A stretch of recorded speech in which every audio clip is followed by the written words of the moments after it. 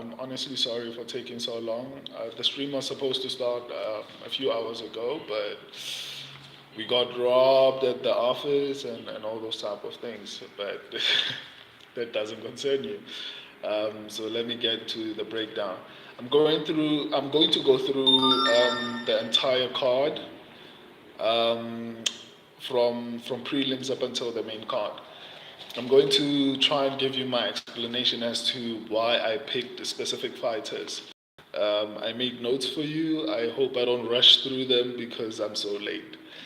Let's start with Fernandez versus Diakase. I think, hopefully, I spelled, or rather, I pronounced his name properly. Um, Fernandez, I think he is. Oh my God, these notifications are irritating me. Fernandez seems well-rounded because this is based off of his four knockouts and two submissions. He finished his last two fights via TKO and has only one loss. I think he faced decent competition in LFA, and I think this should prepare him for UFC caliber fighters like Diakase. Diakase is a decent striker, but has not fared really well in the past couple of fights.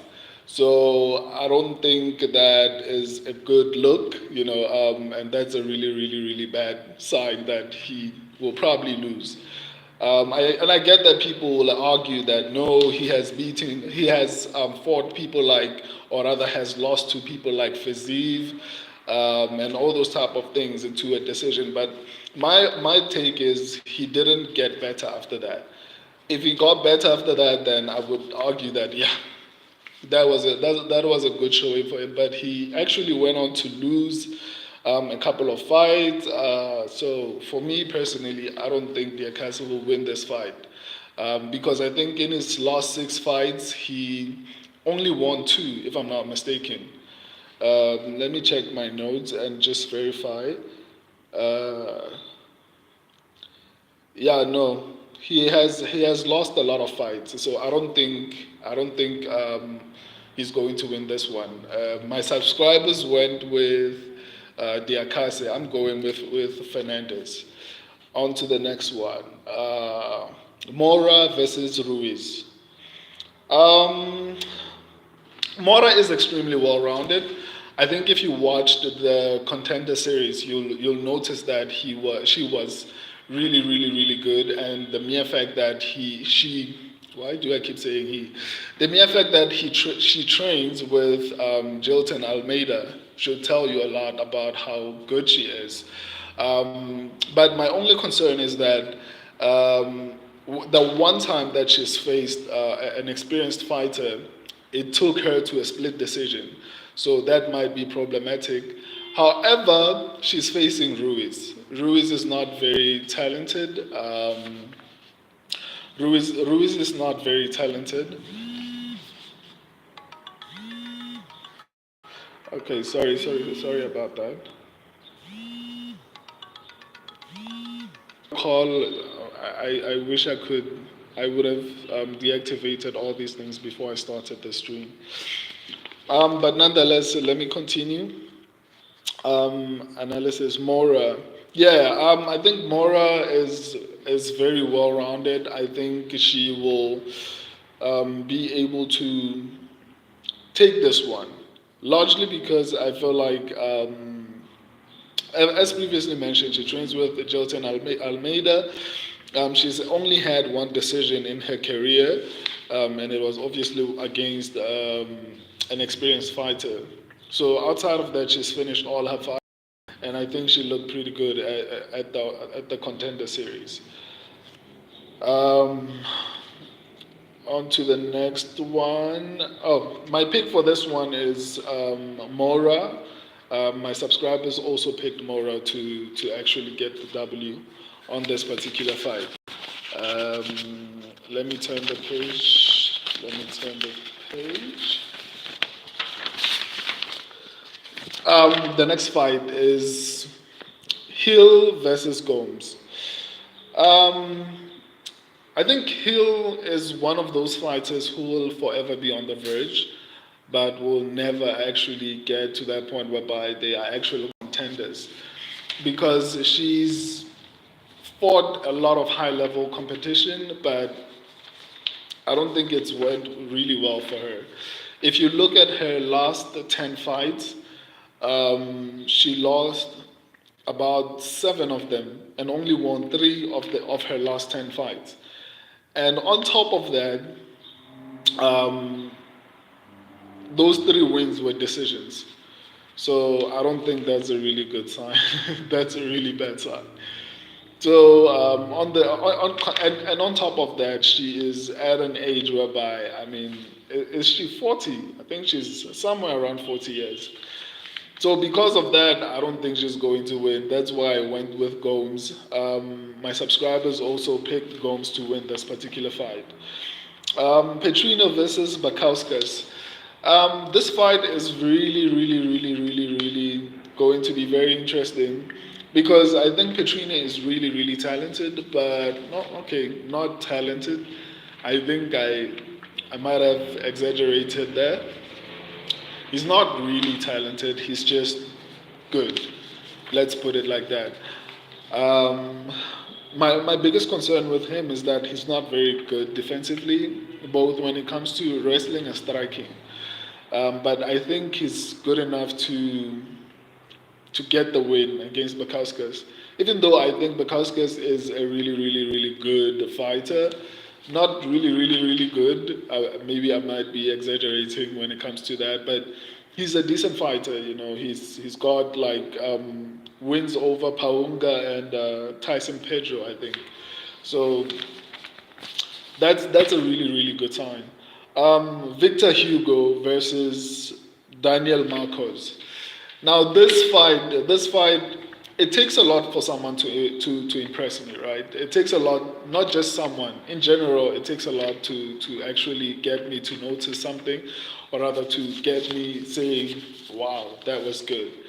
I think Victor Hugo did exactly that. I think Victor Hugo is one of the most talented people who are just entering the UFC. In my personal opinion, I think Victor Hugo should be fighting ranked fighters as opposed to unranked fighters.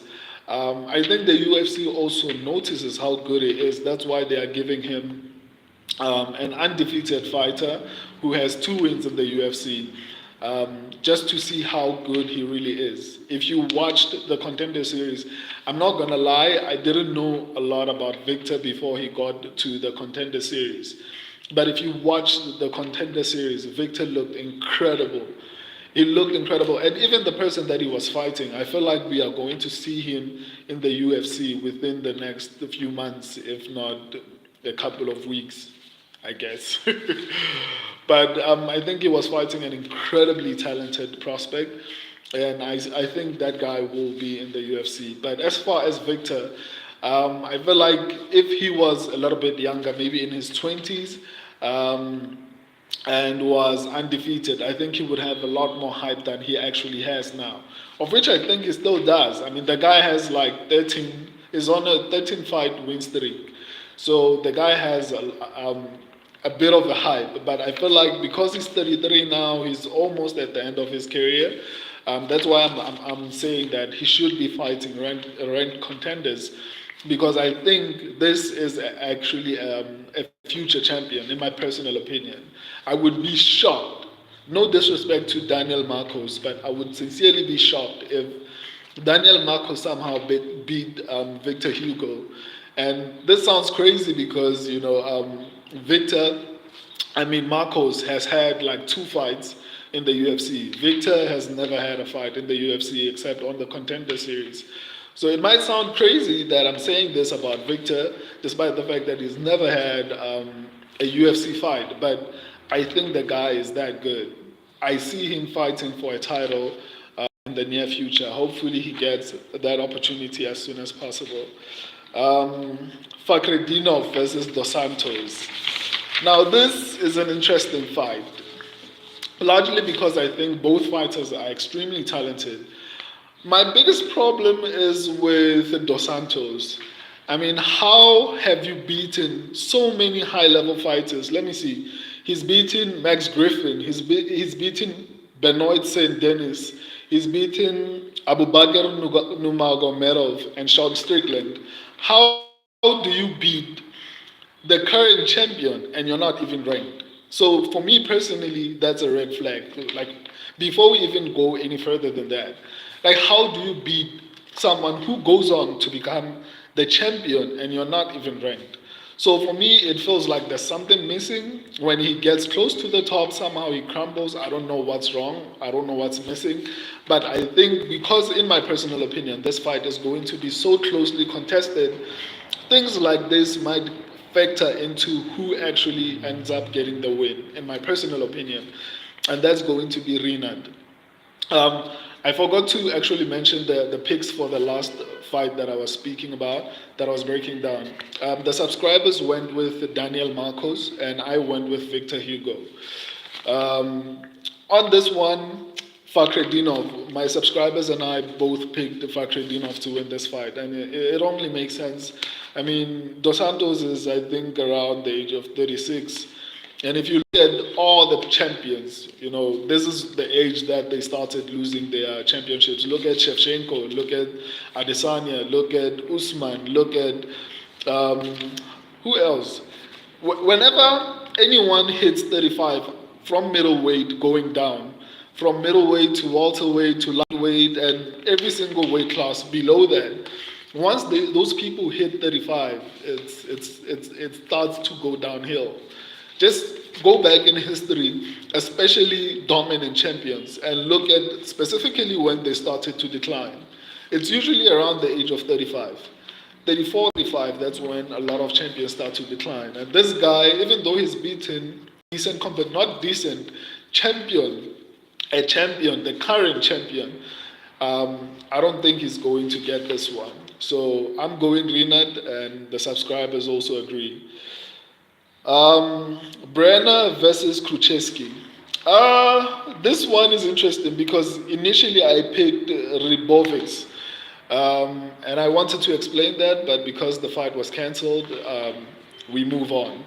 So now Kruczewski, I hope I'm pronouncing this properly.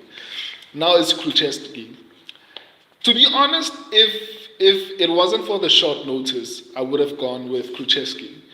This is why. I feel like that this fight is so is going to be very, very, very close. If you watch the Kruczewski on the Contender Series, the guy is massively talented. And even with the stats, like listen to this, Brenner has 15 finishes. Kruczewski has, I think, 13 finishes. Brenner has 4 knockouts and 11 submissions. Kruczewski has 4 knockouts and 9 submissions. Brenner is on a 4-fight win streak, and Kruczewski is on a 6-fight win streak. And to me, in the beginning, I would have considered the fact that Brenner trains at shoot the box as an advantage. But after seeing his teammate fight in a manner that showed me that he lacked a lot of fight IQ, that advantage to me just went out the window. And I know it's not him specifically, but I would expect a little bit more from an athlete that's coming from that kind of a gym. So if he can perform like that, to me, it's like, And in his previous fight, I think Brenner won only because Kutateladze gassed out. And that's my personal opinion. I don't think he would have won that fight otherwise. So, solely because of the short notice, I will pick Brenner. But if Kruczewski had a full camp, I can promise you he was going to upset a lot of people. But my subscribers also had picked Brenner, and I don't think they would have changed their minds even if I had posted this fight, because I'm sure they would have also went with Brenner. On to the next one, Bonfim versus Pichel. Oh my God, I don't know why this fight is happening, man. Like, this is one of the most mismatched fights on the card. This guy is like 40 years, coming off a loss.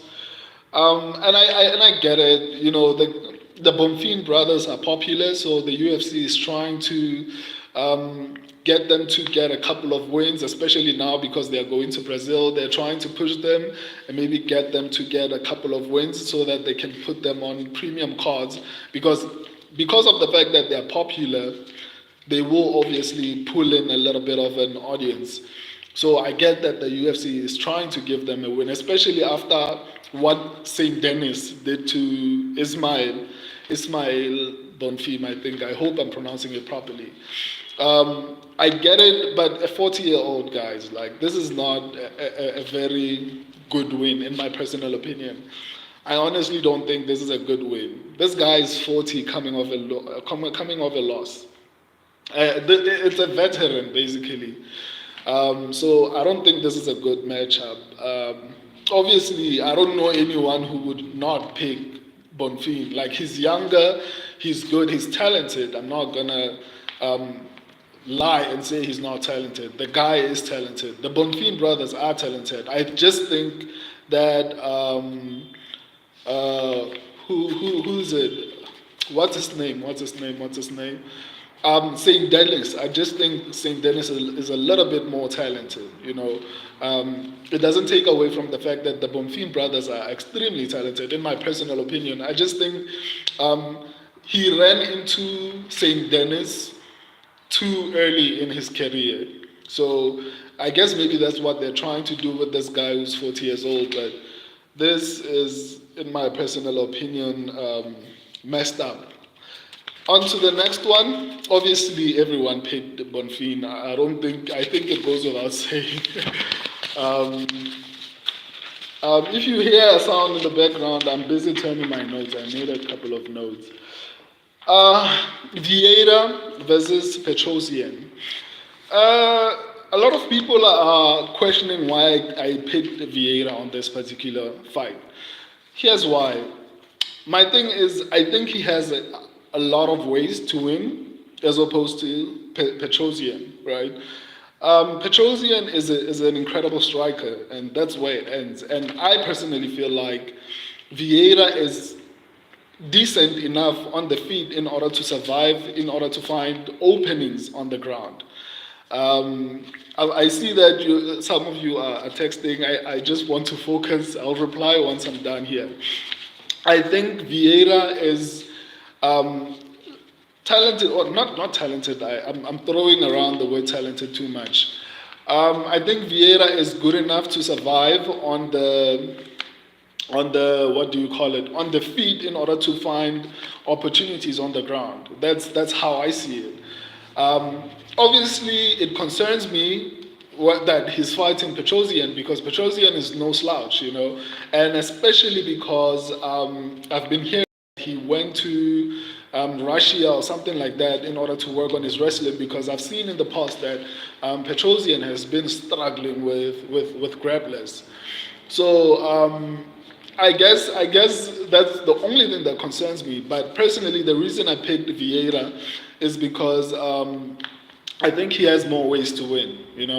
I don't think he will be. Obviously, Petrosian is an incredible striker, but I don't think Vieira will be too lost on the feet in order not to be able to survive, to get to a point whereby he can get an advantageous position. But I could be wrong. This is one of those picks that I'm not too confident about, but I think he might actually pull it off. Caio Borralho versus Abbas Magomedov.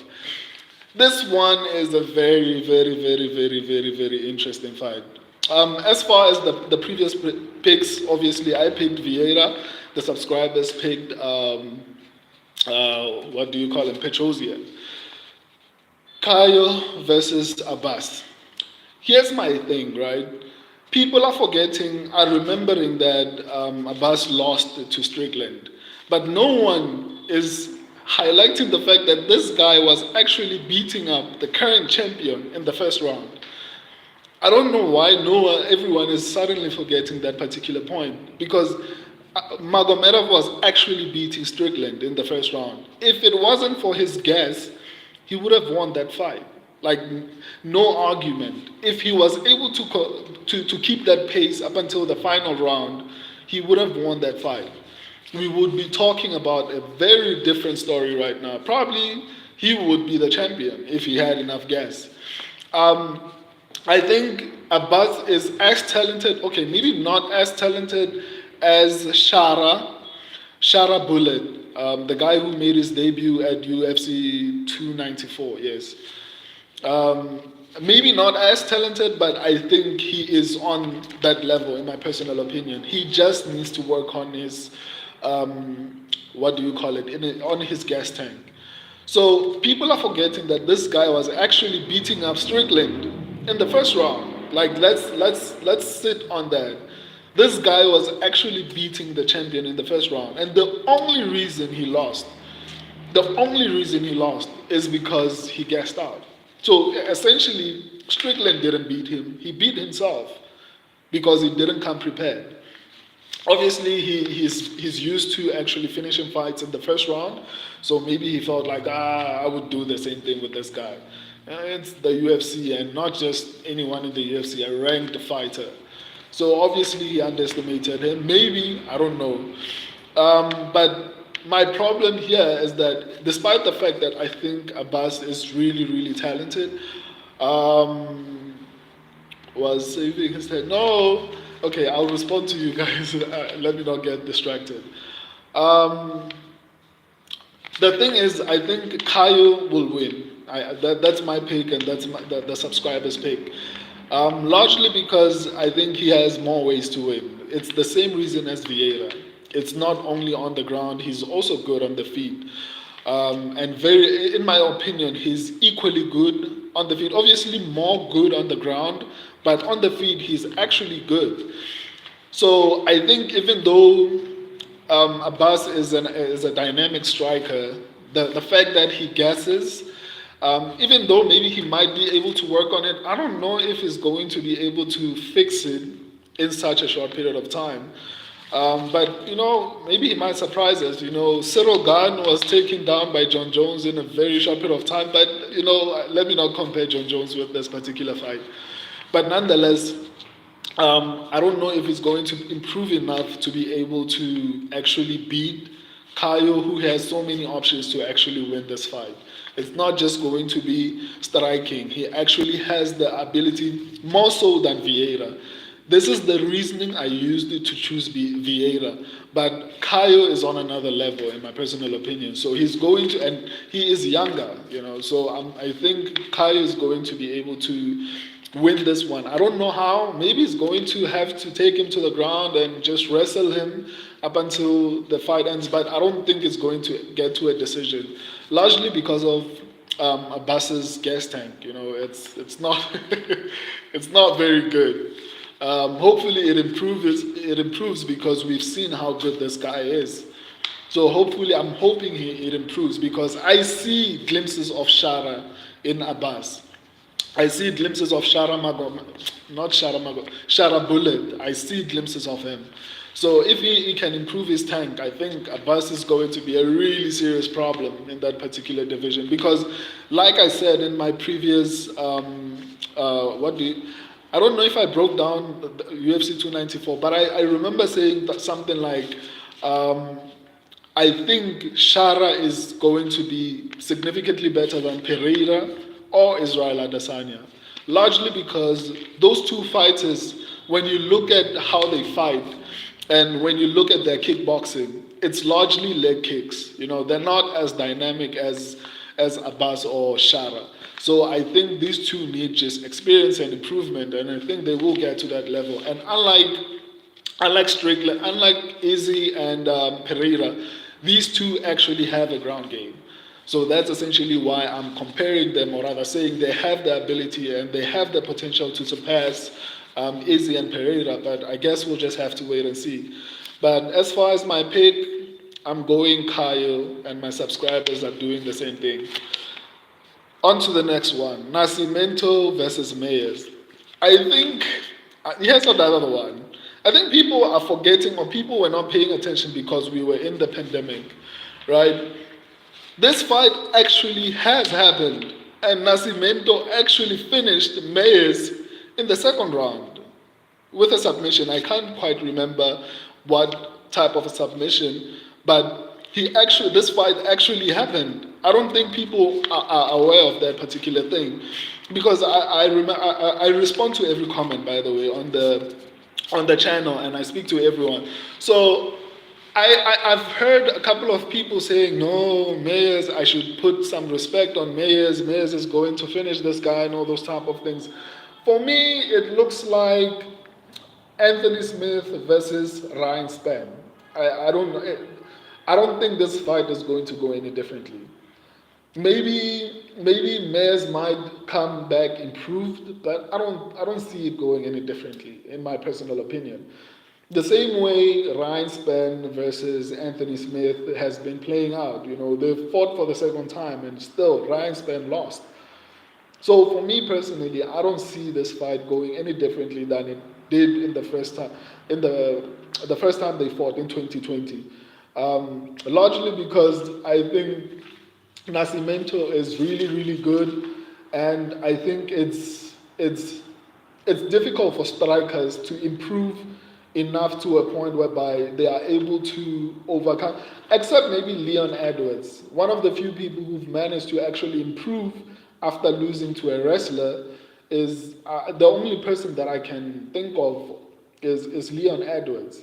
So I don't think Mayes will be able to improve enough to be able to prevent what Nascimento can do to him on the ground. So my subscribers and myself have picked Nascimento, and rightly so. Like, he's beaten this guy before, and not with a decision. He actually finished him, so it wouldn't make sense to pick anyone else. On to the next one, Bonfim versus Dalby. Another one. Like I explained before, during this, like the early parts of the stream, the UFC is trying to give these guys a couple of wins because they are popular. So they don't want them to lose their hype too quickly. So they are trying to actually push them in a conservative way, so that they can eat out of them as much as possible. It's like Paddy Pimblett. But okay, that's disrespectful. I wouldn't compare them to Paddy Pimblett, because in my personal opinion, I don't think Paddy Pimblett is that good. Maybe he has the ability to improve. Maybe he will improve at some point. I'm still waiting to see that happen, but I don't think Paddy is good. So I apologize for comparing the Bonfim brothers to Paddy, because they are actually really good. I think the St. Denis fight, like I just recently said, that it came a little bit too early in their careers.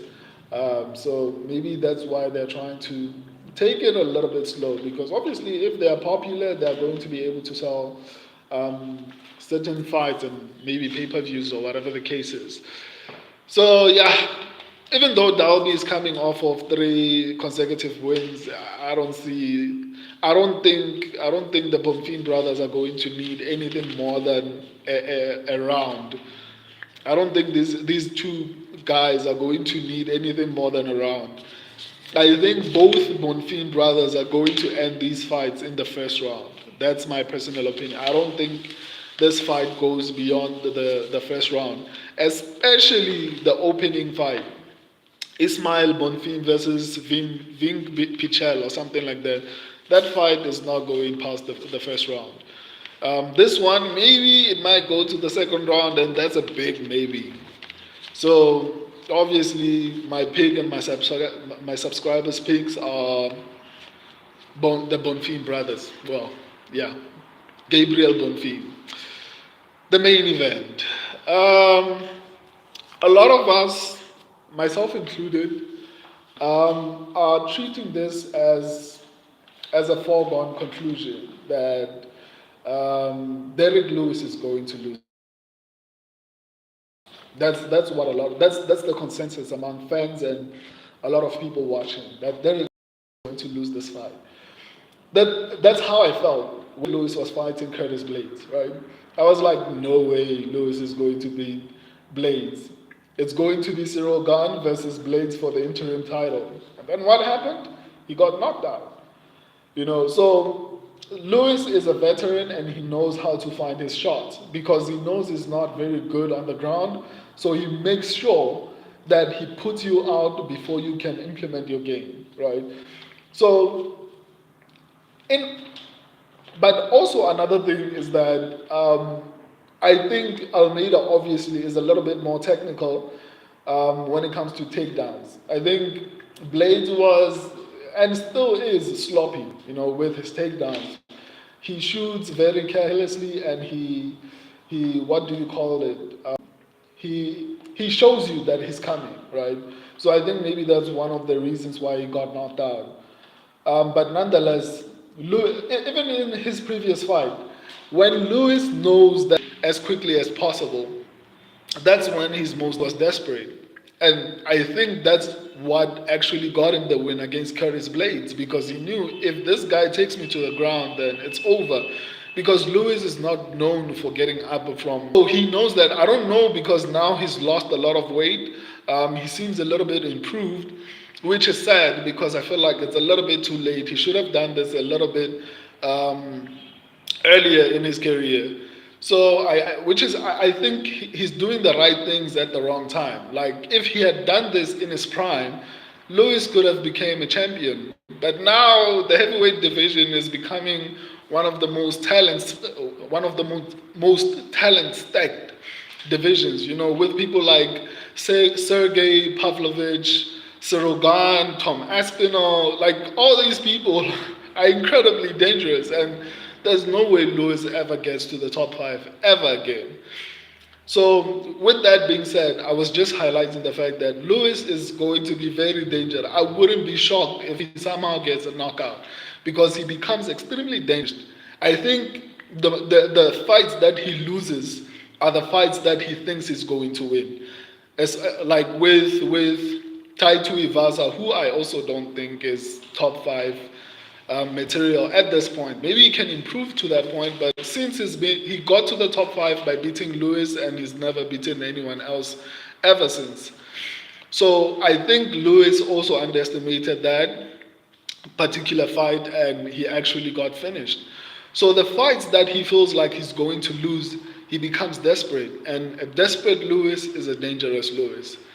But with that being said, I think Almeida will win, man.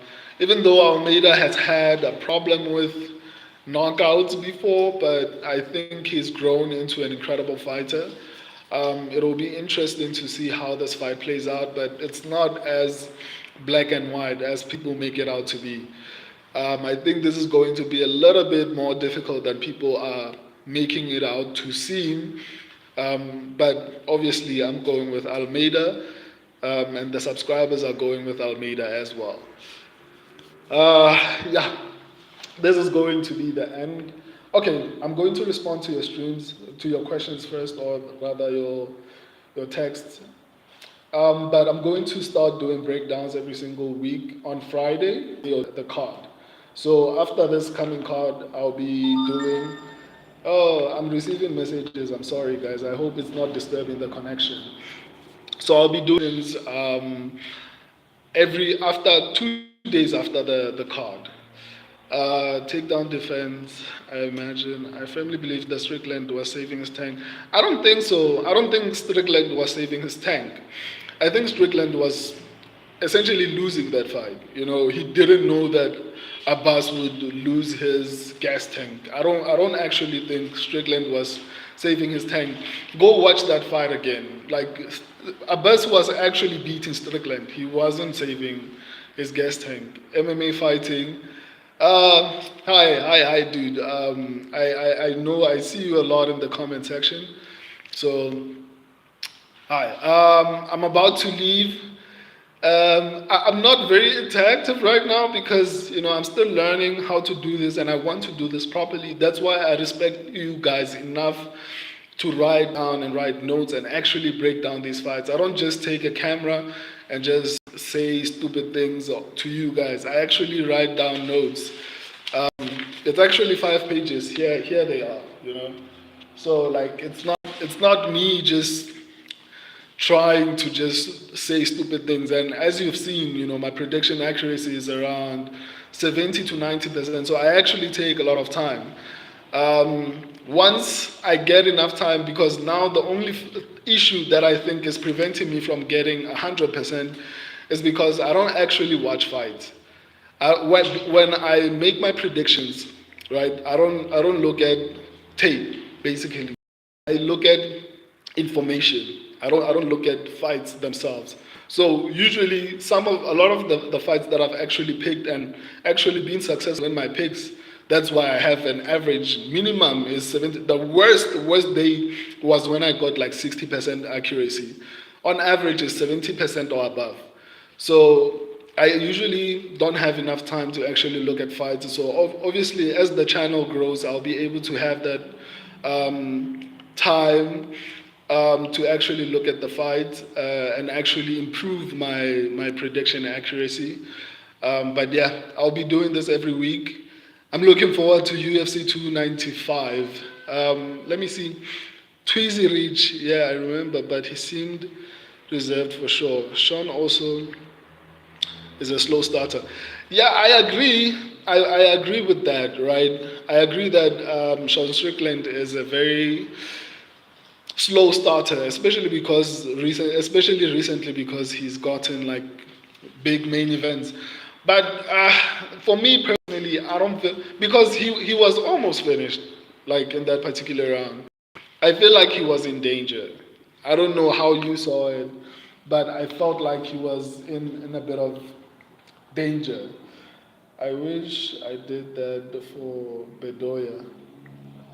For you did. You wish you did what? Can you respond? You wish you did what for Bedoya? Talk to me so that because I'm about to end the stream, so I want to make sure that we are done having a conversation before I end the stream. But yeah, thanks for being yeah. Today I think I got the largest amount of viewers at the same time. Maybe I need to rewatch it. I didn't feel like Sean was near being finished. Oh yeah, maybe you do need to watch.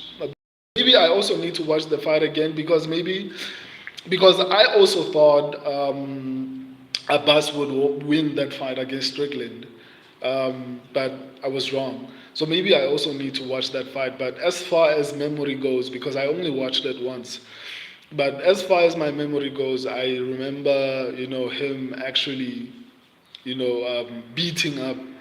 It wasn't even a fight. Like I remember him beating up Strickland in the first round. I wish I had watched tape. There's a way to do it, but I think my picks are pretty good. So I'll also try to watch tape. So yeah, thank you. We'll meet in the comment section. I don't want to make this live too long. For people who will be watching it after I'm done here. So I'm trying to make sure that it's a little bit, yeah, deuces. Sharp. Thank you for watching. Sharp.